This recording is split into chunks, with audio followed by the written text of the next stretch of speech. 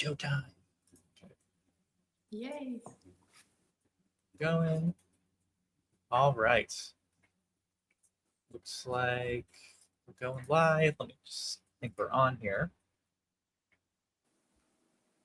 Okay. So, welcome everybody. Today's topic is how to get a higher paying position at your architecture firm the right way. And the main question kind of surrounding this topic is what skills as an architect should a person push to get into the business development position or BD position? And thank you everybody for joining us.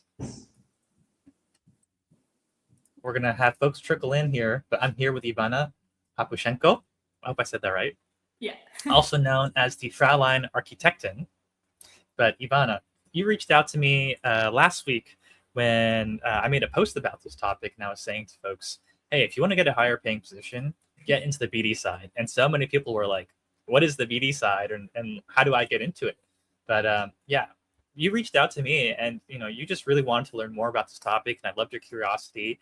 And Ivanna and I got to talk, and no idea that she's a huge Instagram star. So that was super cool to learn. I was like, oh damn, who is this girl? But Ivanna, please tell us your story and tell us a bit about your background, how you started making content, your profession as an architect, and then what drew you to this question and to business development. Thank you so much. Thank you so much for inviting and for organizing this whole story. So yeah, your post, I would say, somehow triggered or for sure caught my attention because it was like straightforward, directly about business development. And the point is that many like architects, they don't know how to position themselves. Me, myself, same story. So I am an architectural designer, and already during my studies, I realized that I'm somehow more than just an architect, and that's how I started my Fräulein Architektin. So I posted lots of videos because it was Corona time, so we didn't have that much communication, and that's how I started to produce where I was, let's say, strong enough, like some communication skills, some editing skills, and so on and so on. And right now, I'm grateful to have this community of young architects or young architecture students who have the same dots, the same questions. Where can I go after architecture graduation? What can I try else to be something more than just architect? So yeah, that's why we're here. Oh, amazing. So yeah. I would love to hear for your audience, are you finding that there's a particular group of people? You said it's mostly young architects. Are you finding that it's folks who are designers who want to get into other stuff too? Or if you talk mostly about design, I'd be curious to hear what are the topics or maybe like demographics of your audience. So I would say that my account grows together with me. So I'm not pretending who I am not. So if I'm not yet an architect, I don't say that I'm huge next Zaha Hadid. But the point is that, of course, like audience are getting maybe their first internship or they're getting their first job after, for example, bachelor, but because there is also some decisions to go straight forward to architecture office after bachelor. And the struggles they're facing with are, for example, how can I sell myself as great expert, even though I don't have that much experience? And it's around the world. Like I would say in India, in Africa, in Europe, in France, and I don't know, in any country, it's pretty similar experience that you have to have lots of experience, but at the same time, you're just 22 years old person. And it's quite impossible in each situation. It can feel kind of helpless, right? Where you graduate from school and you kind of realize, oh, it didn't actually really teach me that many skills when it comes to getting a job or knowing how to talk about my work. And it can feel a little bit like you're unprepared, like you're just coming out of the nest, right? Because we're taught to be excellent designers. We're taught to speak the language of design. We're taught how to speak to other designers and justify our ideas. But we aren't necessarily taught how to communicate with clients, how to go after work, how to price work, how to position ourselves, right? Like what kind of architect are we? So it can be pretty difficult, but I think we'll get into this a little bit more later on in the talk. But there's a lot of skills that we learn that are transferable. That if we just reframe how we were taught them, we can apply them to so many other avenues. And for folks who don't know me, I forgot to introduce myself. I'm Kita Kim. I'm the co-founder of Foviate, which is a proposal and pursuit intelligence startup. So basically, we help architects and design firms pursue work intelligently, manage clients, know what to present, and then track how clients are engaging with your work. And this is based upon my experience as an experiential architect. So I actually studied fine art before architecture. Then I worked in the art world for a long time as an architect designing large interactive media installations. So lots of RFPs and pursuits and proposals. And that really informed my experience when it comes to business development, and also all the things that I was missing and didn't get to learn. I had to learn on the job, and a lot of mistakes that were made along the way. But let's jump into what BD actually is. So I think there is a lot of questions from probably young folks about what is business development? Like, did you hear about it at your firm? Did they educate you guys at all? So basically, sometimes I just ask ChatGPT, please explain it like to a 5 years old child. What is, because you usually see this all names in firms, but you have no idea, no clue what is this role about. Yeah. Okay. I mean, I was in the same boat. I didn't even really understand what it was until a couple of years in. And at the end of the day, guys, this is gonna maybe be hard to hear, but business development is sales. You are selling the services of your firm. Nobody likes to hear the word sales, even clients, really, despite what it is. So we call it business development to make it sound a little bit nicer. But the difference with business development compared to regular sales, at least in architecture, is that it's typically more relationship driven, because these projects go on for so long, and this client is typically an ultra high net worth individual or group of individuals, a developer, a public body. So these are really large dollar amount projects, or euros if you're in Europe. And that's why you kind of need a BD manager who is able to find this work, nourish the relationship with the clients, find out what their problems are, and then go tell the design team basically what should we propose, what are they looking for, understanding the risks associated. So business development is all of these steps together. And we think of sales as a dirty word, but if you think about it, what sales really is helping people, right, and understanding them. So it's almost like a combination, I would say, of therapy, really trying to understand a person, active listening, and then kind of analysis. So what we would do in a feasibility study, right, where a client gives us a site and we have to go understand, what's the ideal project that we're going to be able to do here. Let's say the program is a museum. How are we going to turn this crazy triangular block into a museum? Is it even possible? Should we recommend the client do this or not? If we can take that skill and reframe it, that's perfect for business development, right? Because we're looking at a client and we're saying, hey, how can I qualify you? How do I know that you're the right person to work with? How can I qualify this project? Is this the right opportunity? And it's very similar to a feasibility study or analysis in that way. The perception that people have of sales or business development, at least what I had when I graduated, it's that's the guy who's a fast talker. He's real slick and smooth, kind of greasy hair looking, has lunch with clients to go out for golf, go have drinks, very Mad Men thought process, right? That's my imagination of them, but it's not really like that, at least not anymore, but we kind of love to romanticize it like that, and think that it's the boys club, the guys get together and they talk deals, but it's not really that way when it comes to the professional world.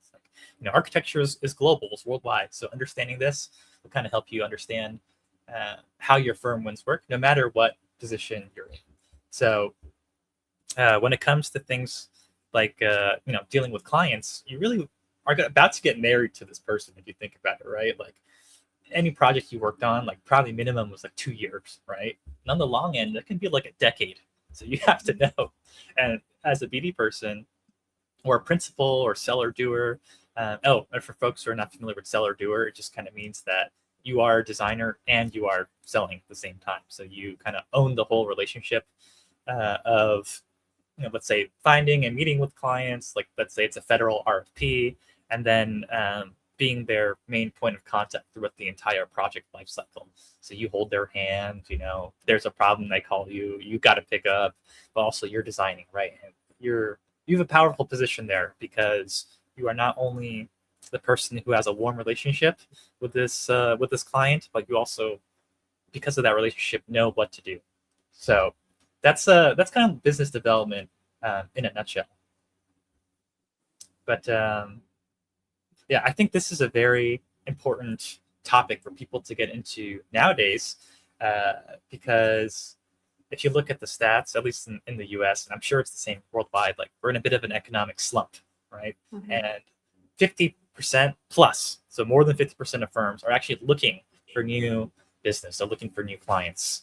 And that's why it's a great time to get into BD. So if you're at a firm right now or looking for a new job, there's a lot of postings for BD managers or BD directors. They usually get paid pretty well, like 6 figures, I would say, depending on the firm.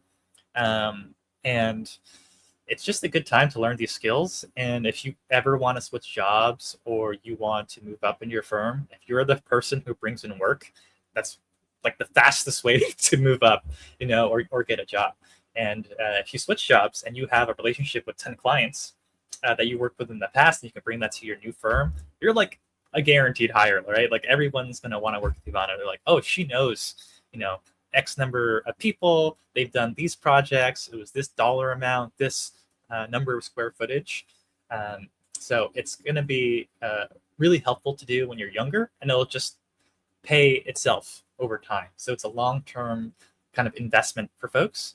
And if you want to start your own firm, it doesn't get easier than, like, let's say in 10 years, you have all the skills of a designer, right? You have all this experience, all these people, all the clients, and they'll trust you, right? I worked with Ivanna for 5 years back when she was at, Henning Larsen or something, right? And she held my hand through this entire healthcare design process. And now I want to do my own home in Berlin. So she's the perfect person, right? They'll just think of you. They'll know you.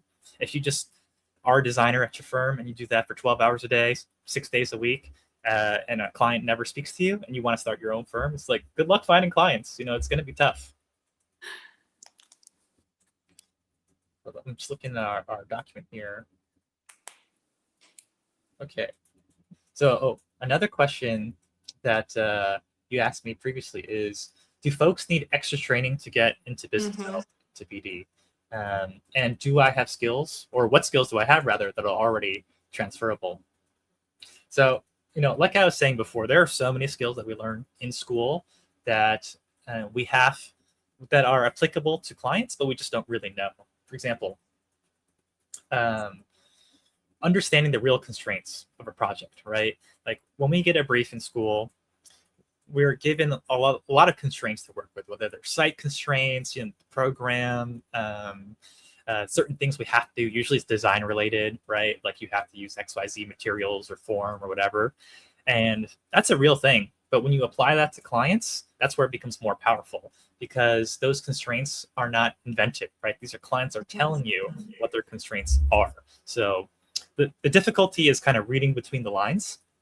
And I think, when it comes to school, we don't necessarily have to do that. It's pretty straightforward what the constraints are. But when it comes to clients, this is where you kind of have to get good at understanding what they're really saying. For example, I had one architect that I was working with, and she had a client who was like this big macho rich dude, and he wanted to build a spa, right? Mm-hmm. It's kind of unusual for a macho rich dude, but it was like a spa out in nature, but it was in the town that he was from. And he kept on saying, to her, like, I want this to feel like Ralph Lauren. I want this to be like a lodge. But she kept on presenting kind of more Scandinavian, minimal, like refined design. It was very elegant, but it was just wrong for him, right? And then he wasn't happy. He was like, I keep on saying, like, Ralph Lauren, guys, Ralph Lauren, lodge, Wyoming Lodge, think Yellowstone. And so eventually, we were able to kind of deduce, oh, this guy wants something bold, right? Like he wants something that's very masculine. When you say lodge, you have to think of like huge, heavy timbers and big roof and kind of like an old world charm. I remember somebody I was working with on that project, they're like, well, what kind of interior design does he like? Like, what does he have in his house? And he had a bunch of like furs and animal skins, and because he was a hunter as well, and like Oh, deer wow. head on the wall, right? And then I was asking her, like, what kind of car does he drive? And he had a red Ferrari. So we were like, immediately, okay, we know who this man is, right? He drives a red Ferrari. He's got literal like stag head on his walls and like animal skins and leather. Like, he wants, when he says Ralph Lauren, like he's actually depicting like the interior of a Ralph Lauren shop, but saying, I want something bold and flashy for my hometown so everybody knows who I am and that I made it. I'm the person who came from the small town and I got rich. I got this Ferrari. Everybody knows who I am. I want this spa to be a reflection of that, right? So normally we're just dealing with design constraints, right? But these are the client constraints, right? They're basically telling you what they want and telling you what they don't want. So the listing skills that we already had previously, we can just apply them in this way. And you have to think about it like slightly differently. But if you can do that, then it's going to be really useful for you. And another transferable skill is just presentations, right? Like we've all done our credit reviews, the pinups, right? And you're super nervous and you're like in front of 3 judges. The difference is, those judges, they're super harsh in architecture school, right? And they're very skeptical, right? You really have to prove like your design concept and idea. So that taught us to basically stand our ground and how to explain ourselves clearly. But just the thing that we get wrong in school is that we're presenting to designers. So we're only talking about design. But when you present to somebody like this client, right, you have to present to them in a way that they understand. So we're used to presenting to people who are going to be skeptical of our ideas, who are going to push back, who are going to interrupt us, who are going to be coming from a place of higher authority and like talking down to us. So we've done that before. We've been in like the worst situation possible, right? And that's like, you got to imagine the worst client you could have, like experience-wise presenting. So we're okay with that. We've been through that. We just had to reframe it and remember we were speaking to a person who is non-technical, a person who does not understand design, but understands their own problems and their own needs. So when we present, if we can talk about those things that are relevant to them and use words that they understand, like don't say threshold or liminal space, things like this, they're not going to get it. It's just going to make them more comfortable and it's going to make them fall in love with their idea. So we already know how to sneak design, our own ideas and concepts and design into a project. We just have to make sure that we can do it now with the right kind of person, which is the fun. Thank you so much. Wow. I have one question. Yes.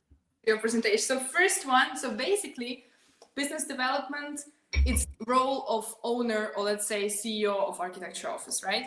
And now I have a question, would this owner of architecture office or studio trust another person who is maybe new one to deal with business development of architecture office? Yeah, so I would say that with the owners, many times they got to be an owner because they had the relationship with the client. And I think timing now is a great time for young folks to get into it because most owners right now are really old. Like they're pushing 70, 80 and just refusing to retire. And a lot of their clients are similarly old or retired or dead at this point. So this is why firms are all looking for new business. It's great to start BD when you're young because you have a lot of energy. You don't really know how to take no for an answer. So you can just message people and be like, hey, I'm Ivanna. Like, what are you working on? Like, I would love to talk to you more about XYZ, right? People, I think, like talking to younger people.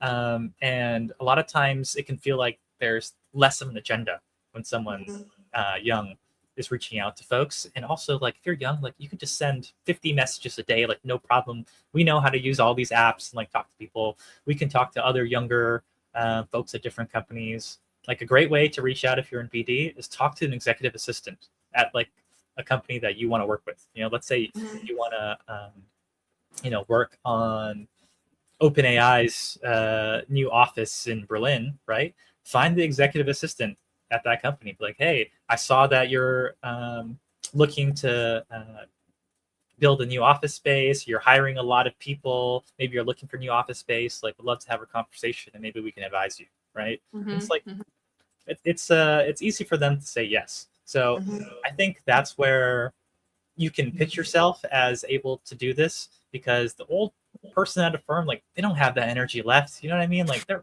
they did this for 30, 40 years. Like it's so nice for them if you can position it in a way where you're like, hey, I'm young, I got the energy, I love talking to people and going out there and like getting coffees with random people and seeing if they want to do business. Like just let me do it, right? So a lot of people, I think, owners wise, they'll just let you try it, right? And especially if you already have a job doing something else there, like how can they say no, right? It's like pretty easy. Like, hey, if you want to go do that, you know, that's fine.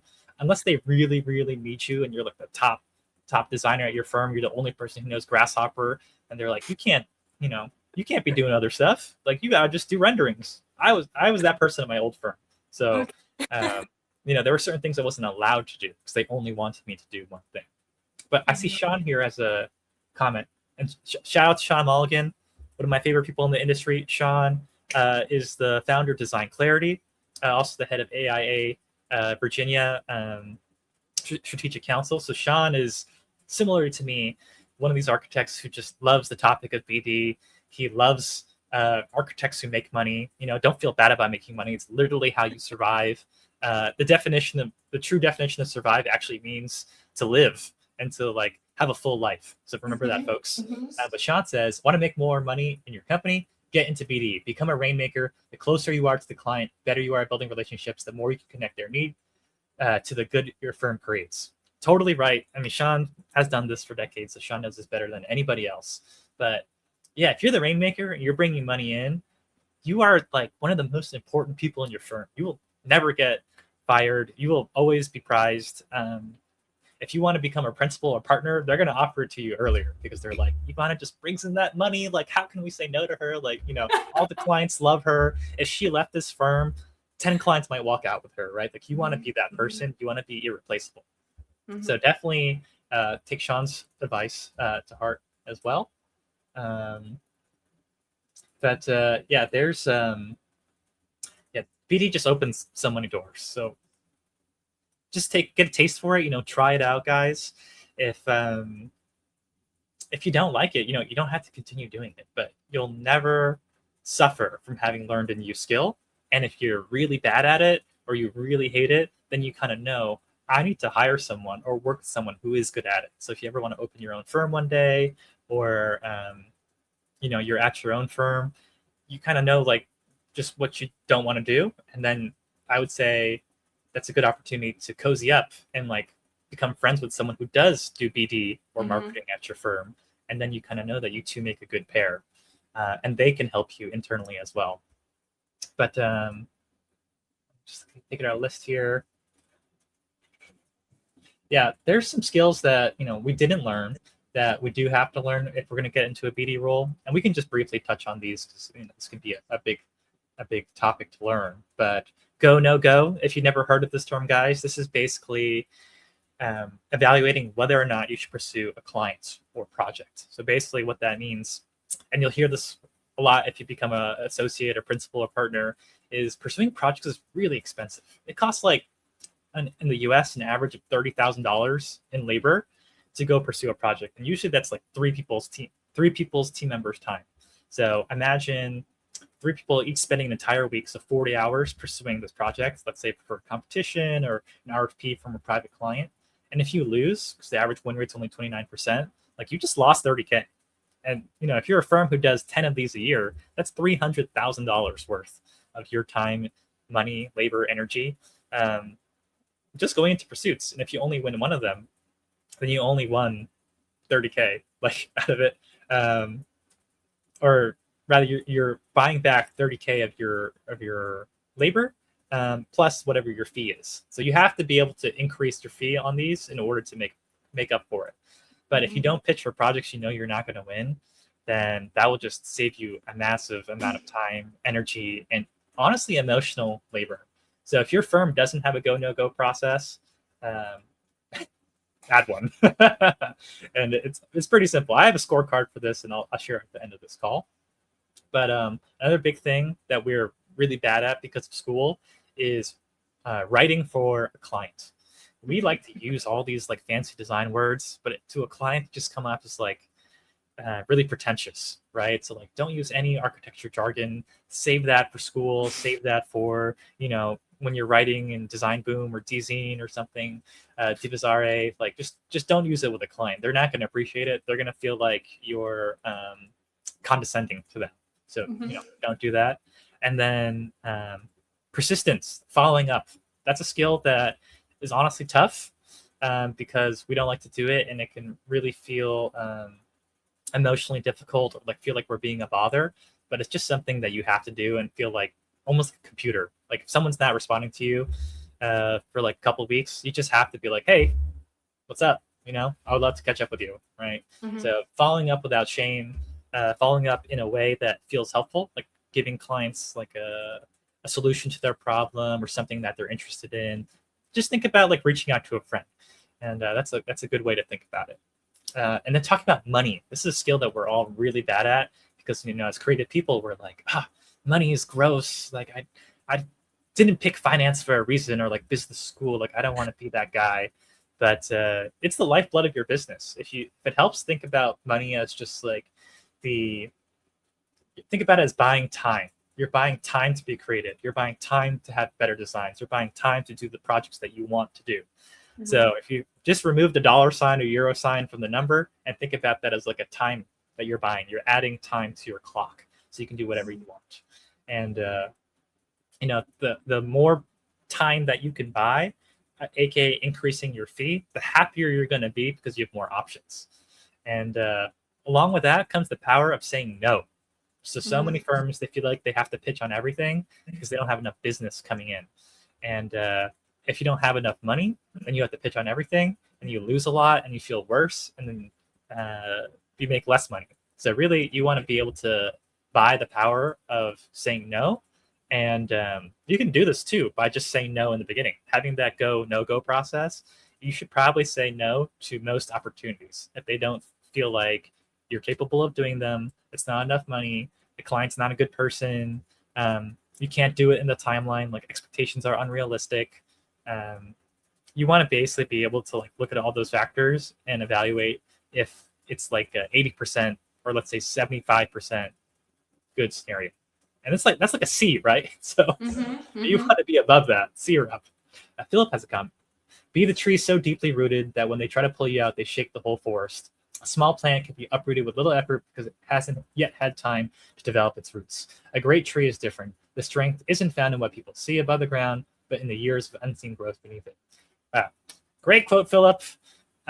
Totally true, right? It's like the earlier that you plant a seed and learning BD, learning how to work with clients, the more it's going to pay off in the long run.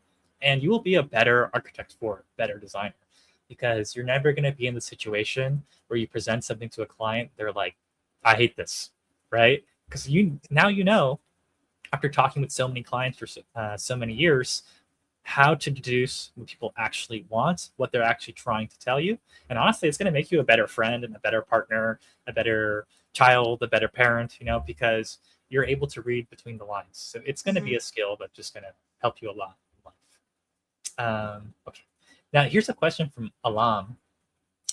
Essa Dawi. I don't think I said that right, but Ivanna, can you read this question? Yeah, sure. So, Alam is asking, I was mainly thinking about communicating your value and potential internally within a firm, especially to senior colleagues or managers in order to grow and take on more responsibilities. But I'm also interested in how to communicate that potential when applying for a new position, particularly when you want to move towards responsibilities or areas that you haven't had the opportunity to work on yet. This is something I'm currently experiencing in my job search, and I've heard similar concerns from other early career architects. Yeah, same question. Yeah, great question. So we'll start with inside a firm. So when you're inside of a firm, find or get on a project where you can view the pursuit side. So whether it's an RFP or like kind of like the early stages with a client where you're qualifying them and figuring out if they're a good fit or not, you want to just kind of volunteer yourself and shadow that team or that person and kind of have them explain to you, you know, what the process is there. And if they don't have a process, then that's actually an opportunity for you to do some self-education and bring that to them. I've had so many firms who've told me like their qualification process is literally just a meeting. They have a 1 hour meeting and they just talk about it, which is okay if you have like an agenda. But most firms, they don't have like a scorecard where they actually rate an opportunity and like get that 70%, that C-level. Should we go for this or not? Like their go, no go is very ambiguous. And the problem with that is that architecture firms are very hierarchical, right? Like the owner is at the top, whatever they say goes. My old boss was like this. So we could have, 6 people in the room saying, I don't think we should do this.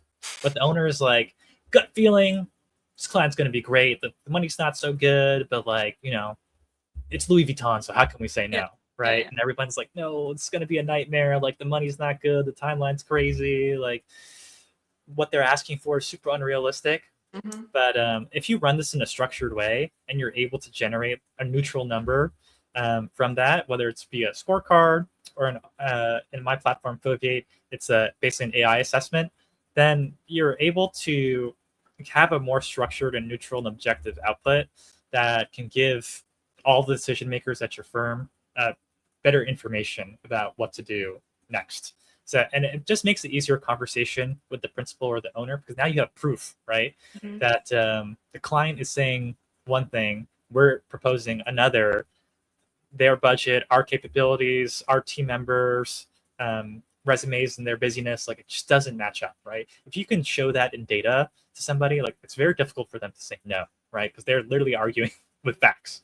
So I would say that's one way for you internally to A, understand how your firm operates, B, analyze it, and then C, kind of give your recommendation. So, good companies, when they hire new people, they really value that new person's point of view and experience because they're able to come in with fresh eyes. So that's something that you kind of want to do in the first couple months of your job is, contact your boss and say like, hey, I would love to have a meeting with you and just discuss some of the things that I'm seeing. And to some young folks, you might feel like, oh, but who am I? I'm the 22-year-old, I'm brand new. I'm like, who am I to be saying this? Remember this, guys, boldness is always rewarded. Fortune favors the bold. Like people reinvented this phrase, right, for a reason. Your boss will look at you and be like, wow, this person is so outgoing. They are so impressive because they're doing this thing that nobody else has done. They're not just like sitting down and being a designer. They're actually looking at the business. They're looking at the state of the firm and giving me a recommendation. This 22-year-old is really smart. That's what they're going to think, right? They're going to be like, wow, this person is moving up, right? So if you can do that, it's going to be super helpful to move up internally. And if they don't respect that and they don't listen to you, you kind of know now, this is maybe not the right firm, right? If they're not listening to opinions and they're not listening to facts, it's just going to be a situation where you're going to be unhappy because you're going to make recommendations and they'll never, ever happen. So I've been in that situation too. And at a certain point, you got to just, put in your year or 2 years and say like, okay, thank you guys for the opportunity. I'm going to move on somewhere else. Mm-hmm. And to further continue on Alam's question, how you move up internally is and this is the mistake I made. And it's something that happens because there is no growth path described to us in school, but also when we interview for a job. So a good question to ask is, how do I move up in this company? Like, what does success or growth look like in here? If they don't have an answer, that's a red flag. Mm-hmm. But if they do have an answer, it's good. And usually it's like, you're going to start off as junior designer, senior designer, associate, principal, partner, right? So there's like a pretty linear path at most firms. But how you actually are able to move up is interesting because no one teaches you that either. So if you can find a mentor who can explain to you how you move up internally at your firm, that's super helpful. Especially someone who's done it. Like, so think about someone who's like, let's say 2 or 3 steps higher on the ladder than you. Go get them lunch or whatever and ask them these questions because they'll tell you exactly how to do it. But the key to actually getting a raise or getting promoted at your job, especially if you work on the BD or pursuit side, is to come in with numbers. Come in with the metrics. So this is something that I didn't do at my old job because nobody told me. Huge mistake when it came to my performance review. Basically, I was on the pursuit side and I was winning projects. These were 7-figure, maybe 8-figure projects. At the end of the day, like 8 figures won in total revenue of projects, and when it came to my performance review, I didn't have those numbers. I didn't have how many dollars that we'd won, what's the square footage that we were about to build, what were like, the KPIs, the key performance indicators that we were achieving. Did our win rate go up 10%? What did the client have to say about working with me? Like, I didn't come in armed with any of this stuff. So there's no ammunition during my performance review to justify a raise, right? And you don't even have to wait to a performance review if your numbers are good enough, or if the timing is right. So if you have those numbers, all of a sudden you can anchor the conversation to a much higher number that makes your $20,000 raise look really cheap. And this is why getting on the BD side is so good, is because you're exposed to the numbers. You know how much things cost. You know how expensive labor is within your company. You know how many projects are out, like proposals, the dollar value is of those projections versus what you've actually won, what your win rate is, right? So if you can say, like, let's say you're working in a firm, hey, I've been working in BD for 2 quarters and our win rate has gone up 7%. I've worked on 10 proposal. We've won 4 out of 10, right? Before it was only 3 out of 10. That's a pretty big increase. That's 10%, right? Or let's say 7%. And that 7% translates to, let's say, $500,000 in extra revenue, right? I would like a $15,000 raise. That is a little bit more than 20% of the money that I brought in, right? So that's becomes an kind of easy layup for them, because they're like, that's not too big of an ask, right? That's like pretty reasonable for them to do. So it does make it seem on their end like a fair thing. If you work at a really good firm who's more revenue driven, they will have commission for you, or like a bonus, something. Every industry outside of architecture has commission for salespeople. Right? But we are so afraid of the word sales that both the owners and people in BD are afraid to ask for commission. And it's just tough, because if we did get a commission, right, if you're the director of BD or a BD person, you get, like, let's say 0.1% of a project, and then that maxes out per project at like $10,000, let's say, and you win 5 projects a year, you're still making an extra 50 grand, right? Like, that's really good. And you're incentivized to now go out and win more projects. But if we don't give people a commission, we don't give them a bonus, and you're in BD and you just got a salary, you could have the worst win rate out of every BD manager on your team, and you still get paid the same, right? So we need to incentivize people to do better. So if you're inside of a firm, you need to have those metrics, but also that helps you when you're looking for a new job as well, and you're going to a new firm, because you're going to be armed with numbers that essentially no other candidate is going to have, right? And if you're a designer and you don't have these numbers of like projects that you've won, you can just still say the dollar value of the projects you've worked on. So I've worked on 8-figure projects. They were this big in square footage. We completed the project on time, or even faster, like it was 5% faster than the deadline, like 3 months faster, whatever. You just want to basically look for numbers that people can anchor to and understand, like, oh, she's fast, she makes money, the clients love her. Like, if you have any quotes from clients, it's also really good too. Or if there's any press about the projects, like in newspapers, online, Instagram. Like for you, like, if you want to get a brand sponsorship or a brand deal, right, you present your numbers as an influencer, right? You're like, hey, I have 40,000 followers, I get 10,000 impressions per post, I get 12 comments, right? These are all metrics that anchor basically how much you're worth, what your value is to people. So you basically just want to do that same thing in architecture, and nobody else is doing it, right? So if you're the candidate who does have those numbers, you're just going to look completely different, and you're going to look way more professional, because they're going to understand, like, oh, she knows her stuff. Yeah, the problem is sometimes that the architecture designers, they don't even know what budget are we talking about. They don't know somehow, when is actually the deadline, when it's the next phase of building. That's the problem sometimes. Yeah, and when you're a designer, you have to ask these questions. Like, no one's going to tell you.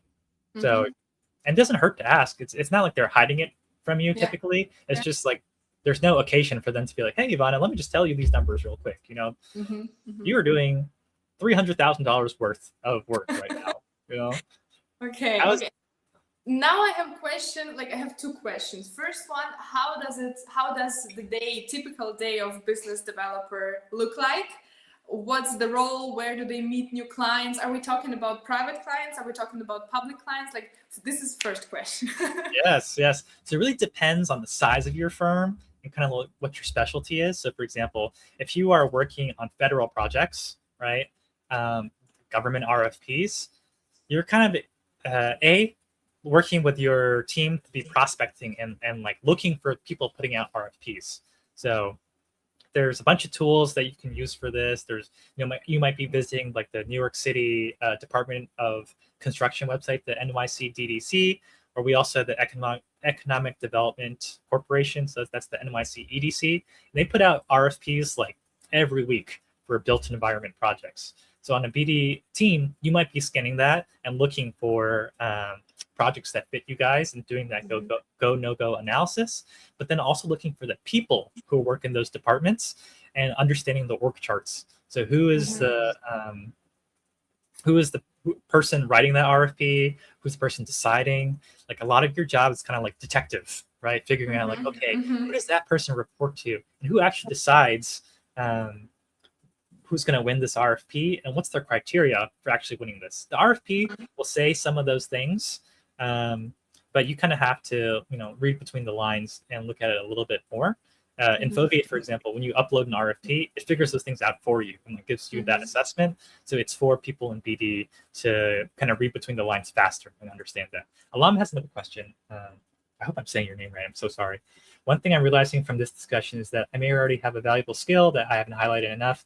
Through my previous experiences, I had direct interactions with the client, understood their needs, and translated their expectations into tailored architectural solutions.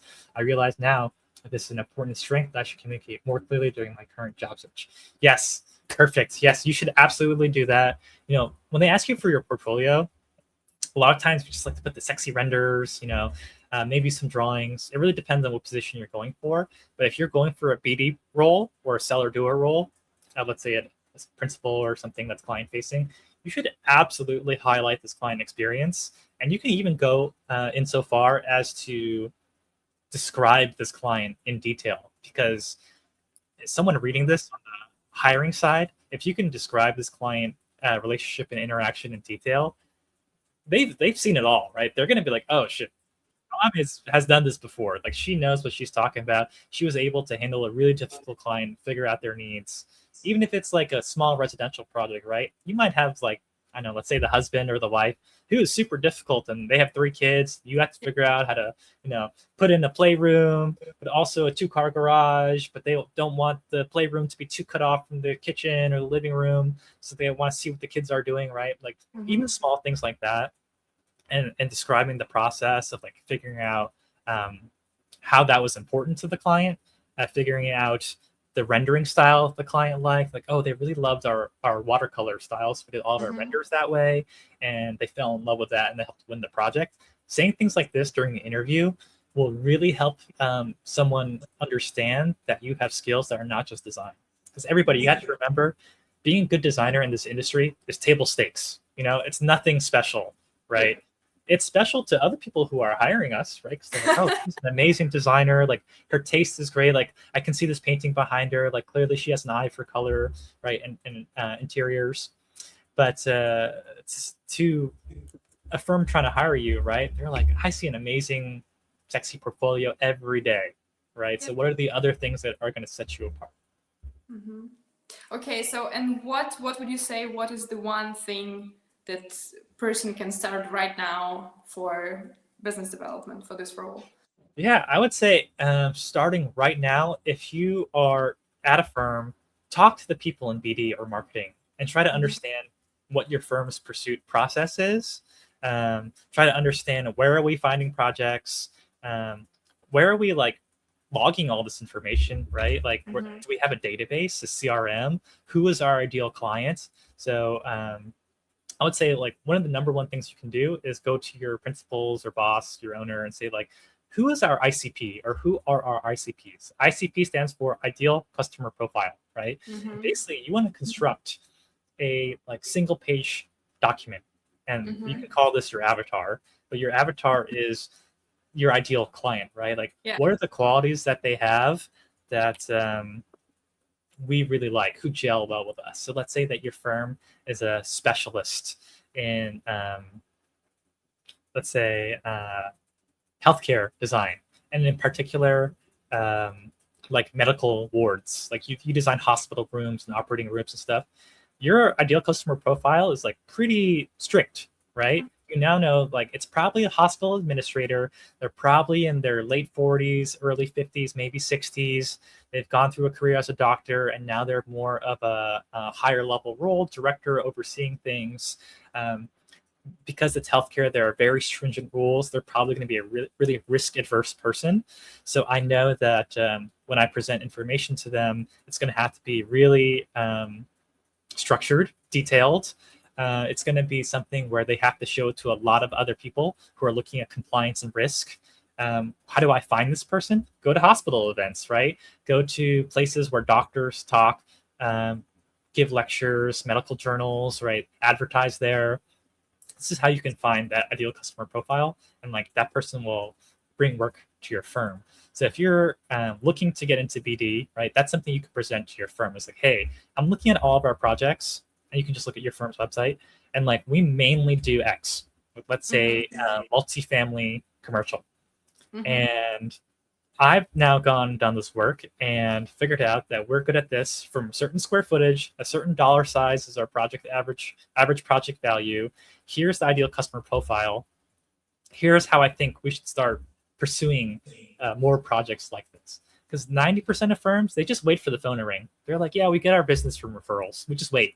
And that's why everybody's so broke. And like architects don't make money is because the owners and people running the business, they're not comfortable going out and seeking business most of the time. Your top firms like Foster and Partners, Zaha Hadid, Big, Snowhead, like they are going out there and looking for the right people. It might just seem like they're getting offers all the time. They are now getting offers all the time because they've gone ahead and done the work, right? But at the end of the day, they still have a very strict go no go rule. They're like, research the client heavily, understand if we should even present something. If we do, make sure that that idea is on target, and then present it. Like, just don't present something immediately, right? You have to know what you're trying to do, and that ideal customer profile will help you figure that out. Because now you can go ahead and basically have a very narrow window of who you should work with and why you should work with them, and it'll just make every single decision easier. And if that's something that you can do and present to your superiors or present during an interview, like Alame, imagine you go into an interview, right? And this is a firm, and this is your first interview with this firm, and you present to them an ideal customer profile, and you've looked at their website, and you've done this work of like looking at their top projects and who they want to work with, and even just like ballpark numbers of what you think the project size and dollar value amount is. They're going to be super impressed because they honestly have not run this exercise themselves 90% of the time. So if you go into a new job or opportunity with that lens and that information, it's going to be like just super impressive to them, like because it's going to be new. Most people don't have these skills. I have also a question, like, what is your opinion about marketing and social media and business development? Because like I'm asking myself, who is this main audience who would be attracted to social media, and how is it correct to run social media of architecture firm? Great question. So I just got into this a little bit on LinkedIn with my friend George Valdez. George is the former CMO of Monograph, which is like a project management tool, and now he has his own startup. But he has tons of marketing experience, and he tells architects, hey, why don't you guys market on YouTube? And they're like, what? If you look on YouTube, there's two absolutely massive architecture accounts that George and I love. One is called The BIM, which is like B1M. They have like 4 million followers. People are just interested in how buildings are built. It is a super complicated and like topic that's like rife with storytelling, right? And if you look at like even New York City, you're like, wow, how did they build the Chrysler Tower, right? If you tell that story online, that's super interesting to a lot of people. They're going to go find your firm from it and be like, wow, these guys know their shit. Like, I should talk to them. If I'm building a house or I'm building a new tower, like they might be the right people to talk about. If it's your own projects, even better. But you can just talk about like interesting design stories. And a big thing about marketing and why marketing is so good is that marketing can make up for weak sales. So if your BD people are not good at closing, it might be because your marketing is not strong enough. So for example, if you think about alt architects, right? Hedwig, Foster, Zaha, you know, RAA, whatever, right? Name an architecture firm. You know their name, right? That's marketing. They had really good marketing. Now you know who they are. You think like, oh, this architect is a genius, right? We have to work with him. That makes their sales process so much easier because they don't have to convince the client that they're good, right? Many of these architecture buildings are bad. They are not like that good pieces of design, but they did enough marketing and enough PR that it makes them look really good. So I've noticed that OMA in particular, they do a lot of marketing and PR for their individual partners. So I forget who the partner is in New York. It's a Japanese guy. I forget his name. It's like, I want to say Shinji something, but he does a lot of PR where he has someone on his staff who posts him on Instagram. They write stories about him, Wallpaper 400. They put him on DZine or Design Boom or Architizer, Arc Daily, right? But usually it's other magazines like Architectural Digest, right? Things that clients read. And they celebrate him and make him look like a design genius. So now later when a client comes to him, right, they're like, oh, I saw you in Wallpaper 400, like very impressive. We have a new hotel that we're making in the Lower East Side. Like we'd love for you to present a design for it. And that allows him to be like, okay, I can do that for money. Like I can propose a design, pay me like honorarium to do this. Let's say $30,000, something that's not too crazy for them, but like enough. And that just makes it easier, A, for you to justify even a higher price later. And then B, it makes them value your work more. If you just always do proposals for free, it feels cheap. People are like, probably didn't take her that long. Like it's this is probably easy for them, and like the design doesn't seem as good. But if they pay for something, even if it's $1, they're like, okay, that was worth something. So I have a friend, Deepak, who always charges a retainer before doing any work at all, even sketching, because he considers that work, which is brilliant. Everybody should do this because it just raises the value of what you do so much more. So I think marketing plays a huge part. In Ukraine, it's the same experience. Oh yeah. I think you're in a great position, Ivanna, because social media is just booming these days, and I think showing people incredible spaces, incredible buildings, showing them the value of design is so helpful. So for example, on your account, just talking about design in general, right, and showing that to many people, even if they're non-architects, that actually raises the value of design for everybody, right? So I think it's super helpful. For you in particular, you might find that it's building product manufacturers who want to work with you, right? Like my friend Tyler Somala, the American Steel Society or something, like they work with him a lot because they're like, oh, his audience is architects. We want architects to use more steel and buy more steel and use them in their projects instead of timber or concrete or something, So we're gonna go do brand sponsorships with him, right? So you might find that in your own work, working with building product manufacturers, material companies, like that might be better because your audience is architects. But if you want to go work in a firm and do marketing for them, you might find that you're able to market other things. Like for example, RAA, they do museum design. You could just be the marketing manager there who like goes to their projects with a documentation team, one photographer and an iPhone, right? And just tell the story like, here's why we did this particular detail, right? And now all of a sudden people watching this, right, are like, oh, wow, RAA, I forgot about them. They're great at museum design.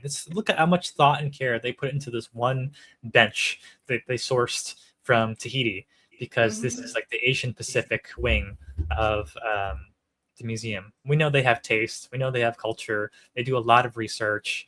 They're going to be a great company to ask to work on this project, right? So marketing is like preparing clients or making the name even bigger. Yes.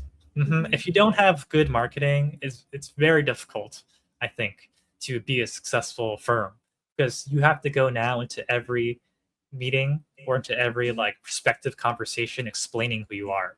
Yeah. But for example, let's say Zaha Hadid, everybody knows who Zaha Hadid is. We know what the style looks like. We can imagine if Zaha Hadid designed a shoe, what that shoe would look like, right? We know what a hotel from her would look like. We know if she designed like, I don't know, like a computer mouse, right? Like what a Zaha Hadid mouse looks like. We can imagine that.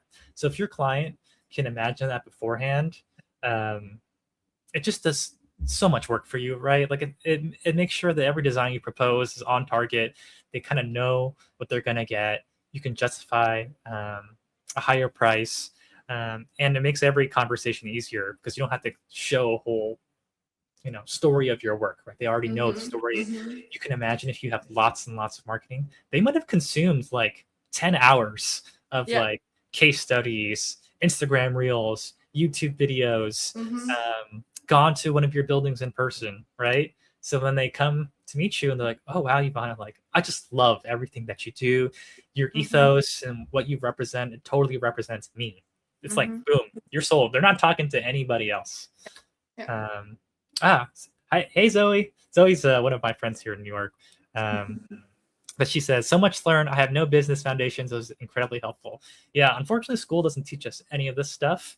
Absolutely. I think school should teach us more marketing. But if you are a student right now, I would say, and I see this being super popular, especially a couple of years ago, just get on TikTok and like record yourself doing your work, whether it's building your projects, modeling, drafting, narrating your design, modeling in Rhino, hanging out with other students. Like it'll A, train you to be good at marketing. B, if you go to a firm and you have a presence online, that's super helpful for them, right? Because you can say like, hey, I can basically make these videos that I was doing in studio, showing us modeling, showing our workshop now here at the firm. And people really like it. Like I've had 10,000 or TikTok followers watch this stuff, right? I see students do this stuff and they get sponsorships from like, Ulsa for like cutting knives or like, glue companies, Loctite, right? So it's something good to learn while you're in school. It's a skill that I'll never depreciate, right? You can always stop doing it, but it'll just be helpful to learn and helpful to grow with you. Because if you have that following and you want to get into business development, like you're in the perfect position, I would say. Like it's just gonna be massively easier for you compared to somebody who has no following, nobody knows who they are, they've never posted a piece of content, and you kind of have to find the right marketing style for you. So whether that's a newsletter, that's videos, that's LinkedIn, it really depends on your personality and what you're good at. For me, it's LinkedIn, these live streams. I love these. But you might find that there's one in particular that really suits your style. And that can help you, A, finding new clients, B, getting hired, C, moving up internally, right? Like if you compare, let's say you're in competition with somebody else at your firm to become a principal, and you're the one who has 40,000 Instagram followers and is able to talk to them. And, if you say anything, right, like 10,000 people respond. That's like an easy win, right? So, and in your process, if you become a BD manager at a company, right, you can now speak to clients and find clients that other people can't. So while they're monitoring the federal database, you might have a niche in social media, right? And social media is kind of a mixed bag in the sense that it's everybody, so you never know who's going to come through your door. Yeah. But that can be a good thing depending on your niche, right? You have to start making content that's relevant to who that ICP is, and then they're going to come to you, and you can qualify them, and then you bring in that money to your firm, you get rewarded for it, and your career goes up. So I would encourage people, because I know we're coming at the end of our talk here, to think about what's the path that you want to go on in your firm. Not everybody wants to become a partner, because then you have a real revenue obligation. But maybe you want to be in marketing. Maybe you want to be in BD. There are ways to succeed in these positions that are just different. So you have to think about what are your priorities. Do you want to stay a designer and never touch BD, right? So when we titled this "How to Move Up in Your Firm or Get a Raise Like the Right Way," and the right way, is just dependent on who you are, what your personality is, and how you want to grow and what matters to you. because you can make money in all sorts of different ways, and it might not be the same path as everybody else. And it's beautiful the way it is. Well, thank you, everybody. That was an hour-long conversation. But yeah, we're here. I hope you all learned something. I was here with Ivanna Papushenko, AKA the Fraulein Architektin. Let me just post your Instagram here in the chat so people can find you. Perfect. Thank you so much for the invitation, for this wonderful chat. I learned so much, and I hope that our audience also got so many tips for their career and also for the life. Because I realized that the angle, how you described it, it's so different compared to what we are usually look at it as architects, as future architects. Yeah. Yes. I mean, I wish it was something that I learned in school or earlier on at a firm, but for whatever reason, it's just not as valued or taught in our industry. So, I'm really just trying to educate people here on the options and paths available to them, because nobody taught me. But thank you, everybody, for joining in. Ivanna, thank you so much for reaching out. It was a pleasure. Thank you so much. Thank you. Alrighty. Thanks, everybody. Bye now.